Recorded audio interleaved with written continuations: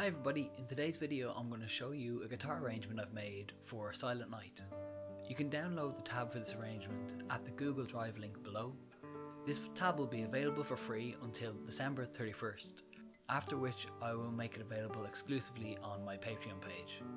Link to that is also below. And hang around till the end of the video where I share one of the most useful tips I have for harmonising melodies. So without further delay, here is Silent Night for guitar.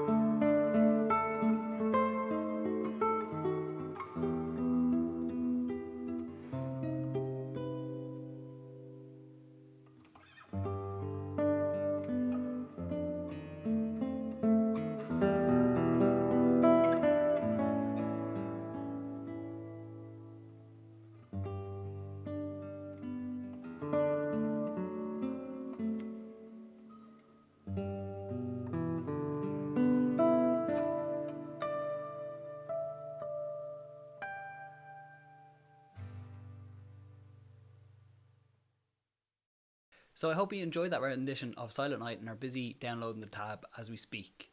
Now I'm going to share with you one of the best tips I ever picked up for harmonising a melody. It's how I came up with the chord progression in the final few bars of the Silent Night arrangement.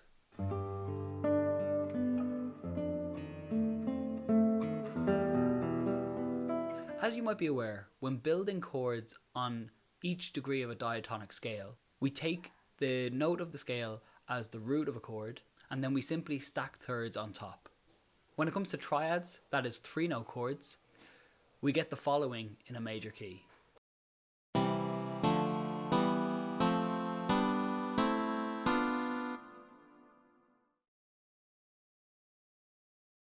Taking C major as our example, we have C, a third above is E, and a third above is G. If we extend this theory out to the next third, we get a bunch of chords that have the 7th above.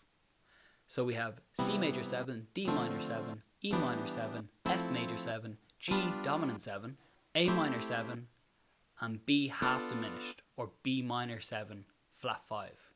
Extending this principle out again, we can add the 9ths to it, and extending it out again we add 11ths, and extending it out again we can add 13s. We can even go one step further and mess around with chromaticism.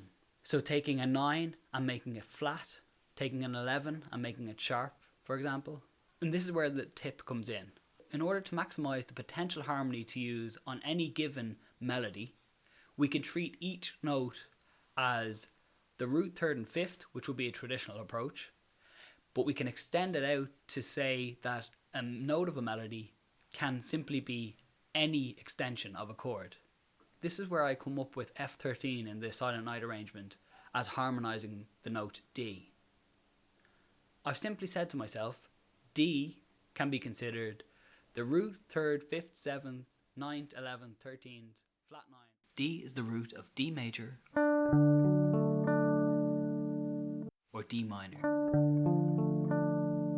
D is the third of B minor or B flat major. D is the 5th of G major or G minor.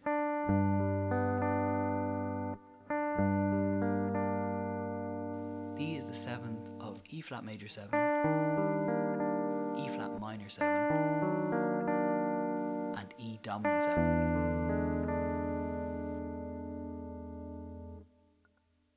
D is the 9th of C major 9, C dominant 9, and C minor 9. D is the 11th or 4th of A sus 4. D is the 11th of A minor 11. D is the 13th of F F major 13, F dominant 13, and F minor 13, also known as F minor 6.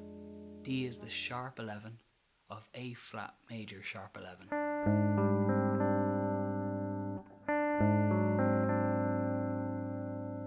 D is the flat 9 of D flat 7 flat 9. D is the sharp 5 of G flat 7 sharp 5. D is the sharp 9 of B7 sharp 9.